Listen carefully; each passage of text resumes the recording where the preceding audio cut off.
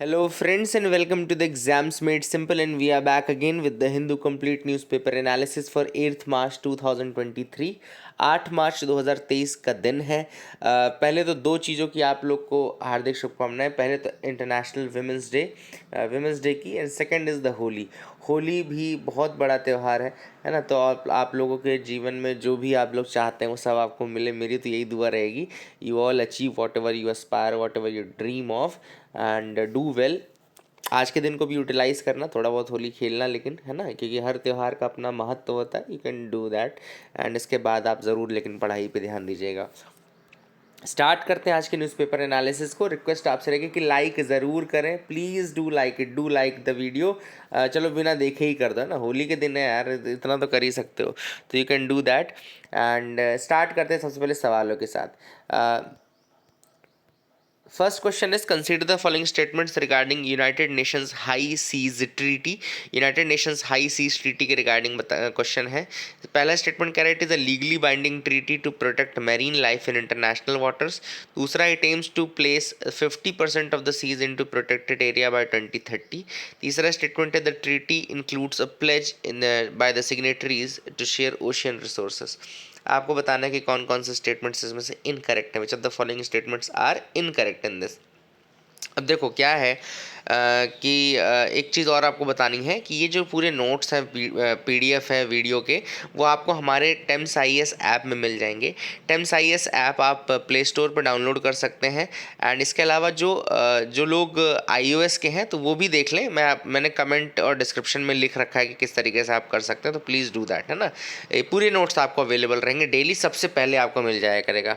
तो इसका जो इनकरेक्ट स्टेटमेंट है वो कौन सा है? Second statement is the incorrect one. क्यों? क्योंकि ये एम है 30% सीज का टू प्रोटेक्ट बाय 2030, ना कि 50%। तो 2030 तक 30% के लिए, ठीक है ना।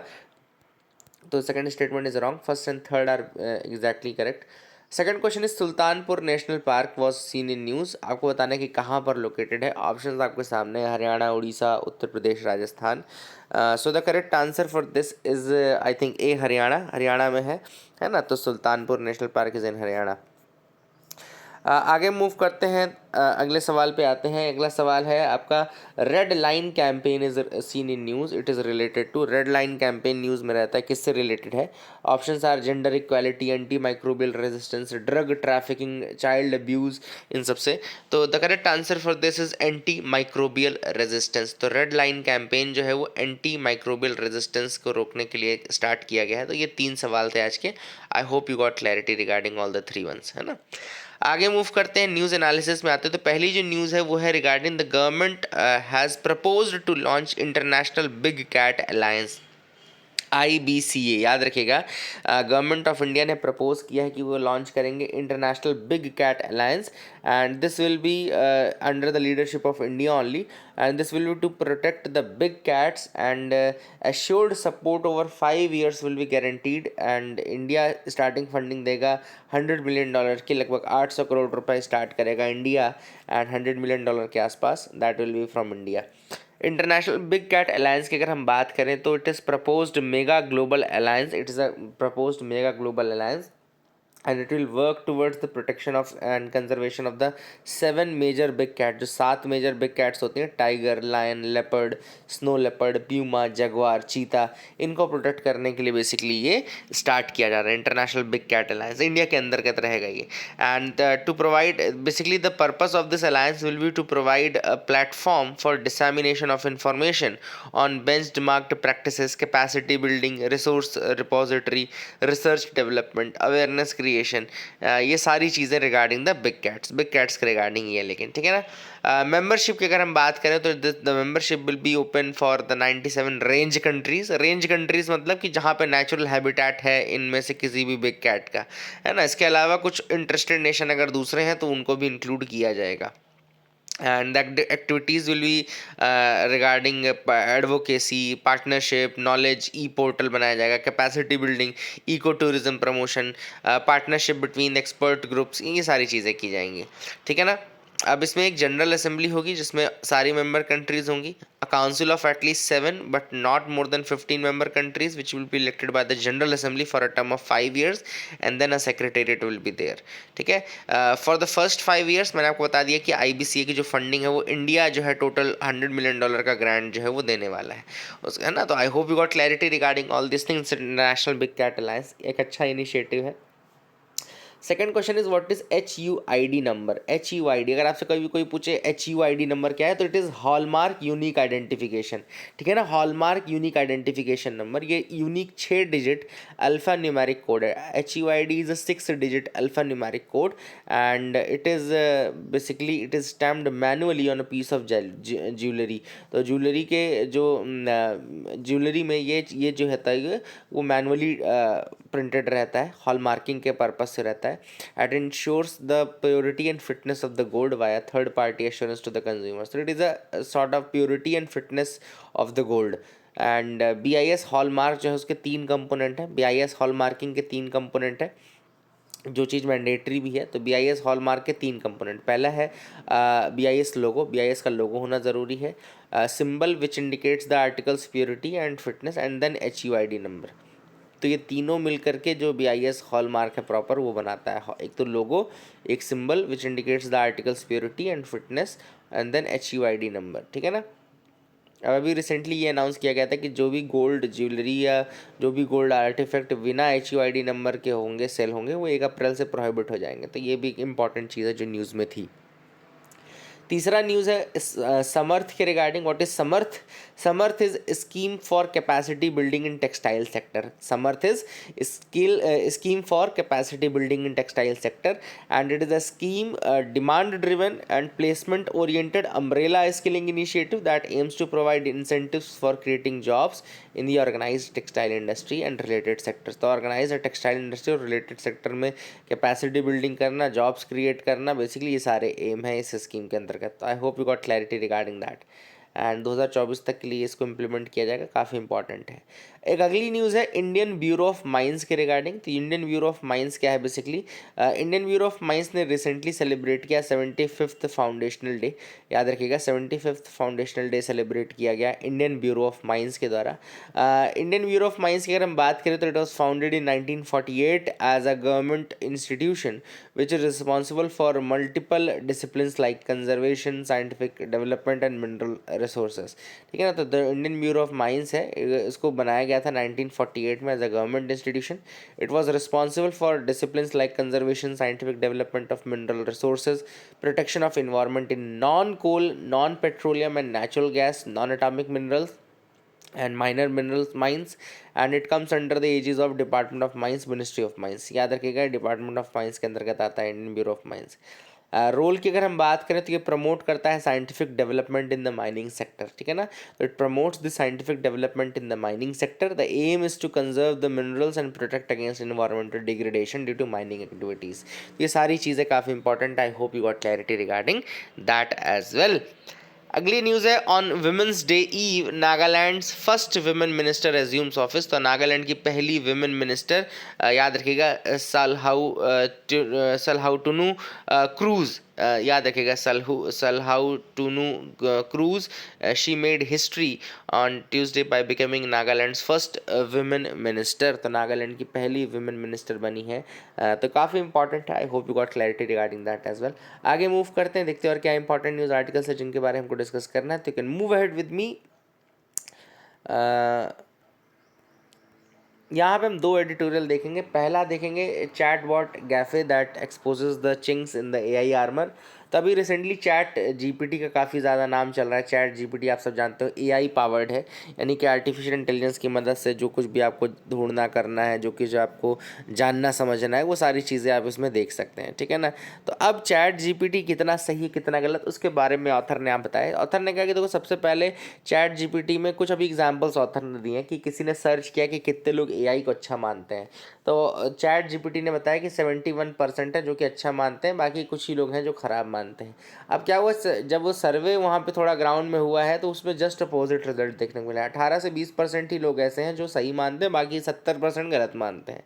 तो इसका मतलब ये कि पहली चीज़ तो है कि चैट बॉट या चैट जीपीटी जो इस तरीके के फंक्शनैलिटीज़ हैं जो एआई पावर्ड है, ये आपसे झूठ भी बोल रही हैं। First thing is that they are telling lies, है ना। ऐसा नहीं कि मतलब ऑथर ने दूसरा एग्जांपल दिया कि समटाइम्स चैट जीपीटी क्या करता है, दे क्रिएट कोट्स। वो कहते हैं कि भैया महिंद्रा ने कहा था कि an eye for an eye will make the whole world blind, ये उन्होंने, वो कह देंगे महिंद्रा ने कहा था, महिंद्रा एंड महिंद्रा ने।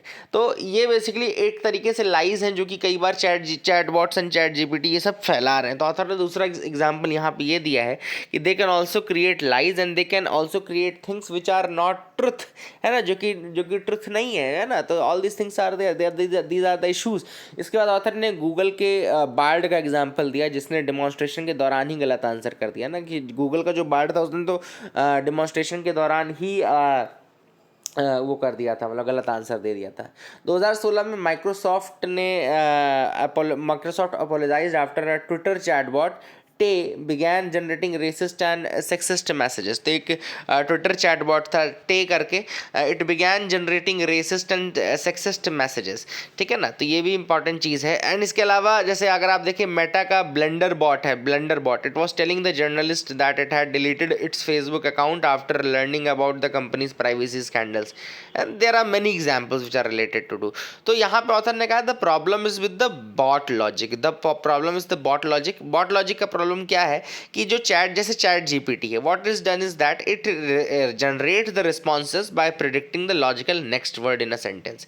It predicts the response by predicting the logical next word in the sentence. अब ये जो लॉजिकल नेक्स्ट वर्ड है ये हमेशा एक्यूरेट नहीं होगा, this may not be accurate because what may be logical to the chat bot और that AI it might not be logical to you, है ना। Therefore that is the first issue. Second is that ये जो AI models बनाए जाते हैं ये amount of digital data that is being already generated वहीं से तो बन रहे हैं। अब ऐसा तो नहीं कि चैट जीपीटी का खुद का दिमाग है, उसमें जो डेटा डाला गया है, जो उसमें मॉडलिंग की गई होगी वो ऑलरेडी एग्जिस्टिंग डेटा से है। और इंटरनेट में there is a plethora of untruthful, biased and toxic material. ऐसा तो नहीं कि इंटरनेट में ये चीज़ें अवेलेबल नहीं है। तो there is a plethora of untruthful, biased and toxic material which is present and also the data is bit outdated as well, है ना। तो यहाँ से इस कारण से कई बार क्या होता है कि जो एआई के रिस्पॉन्सेज होते हैं वो they are actually modelled on the same lines, ठीक है ना। तो that is the thing which is important. I hope you got clarity. इसके अलावा ऑथर ने यहाँ पे ये भी कहा है कि ये चैटबॉट्स हैं they are currently platforms that can resemble human writing without making any commitment to the truth. तो ये जो चैटबॉट्स हैं they are actually not committing anything as true. तो आप ये नहीं श्योर हो सकते कि आप कितना इसको यूज़ कर सकते हो। तो ऑथर ने वही कहा कि जब आपको यही नहीं पता कि whatever information you are getting from that is correct और नॉट, then how can you use that for registering that information for example if you are creating a curriculum, you are creating a study material for someone। तो यहाँ पे ये सब चीज़ें आप नहीं कर सकते as of now till these ambiguities और इंट्रिकेसीज आर सॉर्टेड आउट। तो ये काफ़ी इंपॉर्टेंट चीज़ है। I hope you got clarity. Second जो आर्टिकल है वो है importance of women lead digital solution. अब इस आर्टिकल में ऑथर ने बात की है regarding this international women's day 2023। आज है इंटरनेशनल वुमेंस डे 2023 एंड यहाँ पे जो थीम है इस बार की वो है डिजिट ऑल, यानी डिजिटल को ही डिजिटल कर दिया, मतलब कि सबको डिजिटल किया जाए। It is actually a gender equality initiative, basically it's a type of gender equality theme कि डिजिटल सबको बनाना है ना, केवल मेल को नहीं बनाना, फीमेल को बनाना। It should be all encompassing and there is a great मतलब कहना चाहिए कि बहुत सारी पॉसिबिलिटीज़ हैं if women are also equally part of this digital revolution. क्योंकि ऑब्वियसली बात है ना, केवल आजकल एजुकेशन की फील्ड में if you want education you need this digital technology. Second even for the health, जैसा कि हमने टेली मेडिसिन एंड ये सारी चीज़ें देखी, टेली कंसल्टेशंस देखा है, तो हेल्थ के लिए भी डिजिटल टेक्नोलॉजीज काफ़ी इंपॉर्टेंट है। इकोनॉमिक प्रॉस्पेक्ट को अगर देखा जाए तो इकोनॉमिक प्रॉस्पेक्ट में तो बहुत ही ज़्यादा यूज़फुल है ना। एंड चौथा यहाँ पे ऑथर ने एक बहुत अच्छा पॉइंट बताया, वो है nutritional needs of the women. कई बार क्या होता है, वुमेन को यही नहीं पता रहता कि क्या खाना है क्या क्या, तो nutritional needs of the women को फुलफिल करने के लिए भी, उनको नॉलेजेबल बनाने के लिए, उनका अवेयर करने के लिए भी ये डिजिटल टेक्नोलॉजी का रिवोल्यूशन काफ़ी इंपॉर्टेंट है। ये वुमेन तक पहुँचे ये देखना, मेक श्योर करना बहुत ज़्यादा ज़रूरी है। The need is to make the digital technology inclusive and digital education essential for the sustainable future. तो ये काफ़ी इंपॉर्टेंट है। और यहाँ पे ऑथर ने बात की जैसे पीएम पोषण अभियान की। पीएम पोषण अभियान के लिए जैसे ऑथर ने कहा कि विमेन जो हैं वो सबसे ज़्यादा मतलब लगभग 90% उसमें जो कुक कम हेल्पर्स हैं, they are women actually. And they play a very critical role in preparing and providing hot cooked meals to the school students. ये मिड डे मील स्कीम को ही पीएम पोषण के अंदर कर डाला गया था ना रिसेंटली। तो ऑथर ने कहा, तो यहाँ पे ऑथर ने कहा कि देखो क्या है कि जब वुमेन के हाथ में आप मोबाइल दोगे तो बहुत सारी चीज़ें आजकल मोबाइल से कनेक्ट हो गई हैं। वहाँ पे न्यूट्रिशनल नीड्स, बैलेंस डाइट क्या है, कितना मात्रा में क्या होना चाहिए, ये सब चीज़ें आप देख सकते हैं। तो ये तो न्यूट्रिशनल चैंपियंस बनाने के लिए बहुत इंपॉर्टेंट है, ठीक है ना। तो यहाँ पे एक चीज़ ऑथर नहीं है। दूसरी चीज़ ऑथर ने क्या किया, जो एग्रीकल्चर में वुमेन इन्वॉल्व है या सेल्फ हेल्प ग्रुप्स में वुमेन इन्वॉल्व है, उनको मार्केट के साथ अगर आपको कनेक्ट करना है तो भी आपको मोबाइल फ़ोन्स की आवश्यकता पड़ेगी, है ना। तो ये भी इसलिए भी नीड है। तो ऑथर ने कहा the need is basically digital literacy, the need is to spread digital literacy and the approach should be the approach should be gender responsive approach, है ना। जेंडर रिस्पॉन्सिव अप्रोच होनी चाहिए ताकि विमेंस को हम केटर कर सकें, उनकी जो नीड्स हैं उनको पूरा कर सकें। And if women are able to harness this digital technology, digital tools and all these, then they can help in improving their nutritional needs and they can also get economic opportunities out of them that will ensure the long term food and nutritional security. तो I hope you got clarity regarding all these things. आगे move करते हैं, देखते हैं और क्या important news articles है। How did the treaty on high seas came through. अब आप सबको पता है कि यूनाइटेड मेंबर्स ने रिसेंटली एग्री की है to a treaty on the protection of high seas, है ना। मैंने आपको बताया भी था इसके बारे में। अब यहाँ पे हाई सी होता क्या है, तो आप सबको पता है कि आप एक तो आपका कंटिग्यूअस मतलब इंटरनल वाटर्स होता है, एक टेरिटोरियल वाटर्स होता है, एक आपका कंटिग्यूअस जोन होता है, एक्सक्लूसिव इकोनॉमिक जोन होता है। उसके बाद का जो पूरा एरिया है ना, वो आपका क्या कहलाता है, वो आपका दैट इज़ द हाई सी, ठीक है ना। और जिनीवा जब आप देखेंगे 1958 का जिनीवा कन्वेंशन देखेंगे, it is the 1958 Geneva convention, तो उसमें साफ साफ लिखा गया है no country is responsible for the management and protection of the resources on the high seas. कोई कंट्री रिस्पॉन्सिबल नहीं है for the protection of resources on the high seas, ठीक है ना। इसके अलावा हाई सी अगर अपन उसकी वैल्यू देखें तो they account for more than 60% of the world's ocean area. लगभग वर्ल्ड का 60% ओशियन एरिया जो है वो हाई सीज में है। And it also makes nearly 2.7 lakh known species are there, 2.7 lakh known species are there. हालांकि बहुत सारे डिस्कवर होना अभी बचा है, लेकिन इतनी ज़्यादा स्पीशीज़ हैं। तो ऑल दीज आर मतलब काफ़ी बड़े नंबर्स हैं ये सब। और इसके अलावा oceans absorb heat from the atmosphere, they are affected by phenomena like El Nino, they are undergoing acidification, all of these are endangering marine flora and fauna. इसी कारण से ये देखा गया कि there is a need to protect the high seas as well. And anthropogenic जो pressure था वो भी काफ़ी ज़्यादा बढ़ता जा रहा था हाई सीज में, including the sea bed mining, noise pollution, chemical spills and fires, disposal of untreated waste, over fishing, introduction to the invasive species, coastal pollution. All these are increasing a lot, and therefore there is a need to protect the high seas as well, which are least protected areas, है ना। तो अब इस कारण से ये इसकी जो मतलब ट्रीटी है उसको प्रमोट किया जा रहा है। अगर आप देखें तो that is a thing which is important. I hope you got clarity. 1982 में एक और ट्रीटी आई थी जिसको हम अनक्लॉज बोलते हैं, यानी कि United Nation convention on the law of the sea, that was adopted in 1982। The convention delineated rules to govern the ocean and the use of resources, but there was no comprehensive legal framework that covered the high seas। तो उसमें भी कोई legal framework नहीं था high seize को cover करने के लिए। तो that is the thing which is important. I hope you got clarity. अभी फॉर्मल रूप इस ट्रीटी को नहीं मिला है, लेकिन ऑब्वियसली वाला जल्द से जल्द इसके कंसेप्ट आएंगे। A celebration of women writers from Indian सब कॉन्टिनेंट, यहाँ पे इंडियन सब कॉन्टिनेंट के जो मतलब राइटर्स हैं, वुमेन राइटर्स, उनके बारे में बताया गया। तो एक तो बेगम रुकैया का नाम है, Begum Rokeya Sakhawat Hossain, the first women Muslim writer from the colonial Bengal, याद रखिएगा। And she wrote about the oppression of women and their liberation at a time when it was unthinkable. Mahasweta Devi का नाम ऑथर ने मेंशन किया है। Inspired by the ordinary Adivasi Dalit and marginalized citizens. Sultanpur स्वप्न written by Ruqayya Hussain in 1905 is said to be one of the earliest depictions of the feminist utopia. इसके अलावा author ने अतिया हुसैन का नाम दिया है, who was among the first Indian women writers who wrote in English. And इनकी एक novel थी Sunlight on a Broken Column, Sunlight on a Broken Column. It gives a perspective of on partition, nationalism and her awakening into the feminism.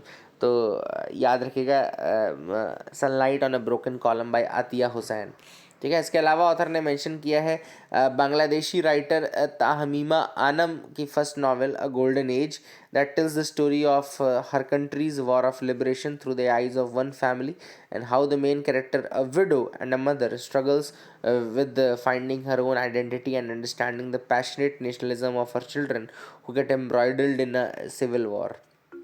काफ़ी important है ये। इसके अलावा आपको और मैं आपको बता दूँ, यहाँ पे ताशा सूरी की डेब्यू नॉवल था Empire of Sand, Mughal empire से के ऊपर है ये। तो I hope you got clarity, ये भी आप याद रख सकते हैं। तहमीना दुर्रानी ने अपनी पहली मैरिज के अब्यूज़ को बताया है माय फ्यूडल लॉर्ड, ये इसका यहाँ पे बना भी है photo, my feudal lord Tehmina Durrani के द्वारा लिखी गई है। तो ये all these are the novels that show the expertise of women and how they are empowered by writing. तो ये काफ़ी इंपॉर्टेंट चीज़ है, I hope you got clarity. Shaliza Dhami is first woman to be appointed to an IAF command post। तो ये first command appointment है for a women officer in the Indian air force. Group captain Shaliza Dhami, she has been selected to take over the command of a front line combat unit in the western sector. तो ये Indian air force ने information दी है। शलीजा धामी याद रखिएगा, air force की पहली women appointed to the command post, याद रखिएगा। I hope you got clarity. Now India is sending nearly 20,000 tons of wheat to Afghanistan via the Chabahar port. तो अफगानिस्तान में वीट पहुंचा रहा है India via the Chabahar port, याद रखिएगा। World food programme के अंतर्गत इंडिया ने 50,000 टन वीट जो है वो प्रॉमिस किए थे, ठीक है ना। तो वर्ल्ड फूड प्रोग्राम याद रखिएगा ह्यूमैनिटेरियन ह्यूमैनिटेरियन ऑर्गेनाइजेशन है which is saving lifes, changing lifes, delivering food assistance in emergencies, है ना। तो ये सारी चीज़ें करते हैं। फॉर्मेशन जो है वर्ल्ड फूड प्रोग्राम का 1961 में हुआ था बाय द FAO, फाओ ने उसको बनाया था। फाओ के साथ UNG United nation general assembly भी मिला हुआ था।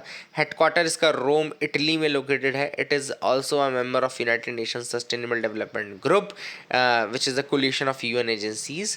तो याद रखेंगे, सारे फैक्ट्स आप याद रख सकते हैं। वर्ल्ड फूड प्रोग्राम को याद रखिएगा, उसको नोबेल प्राइज़ भी दिया गया था। तो ये सब चीज़ें भी इंपॉर्टेंट है। Hope you got clarity regarding that as well, आप इसको ये पता होगा।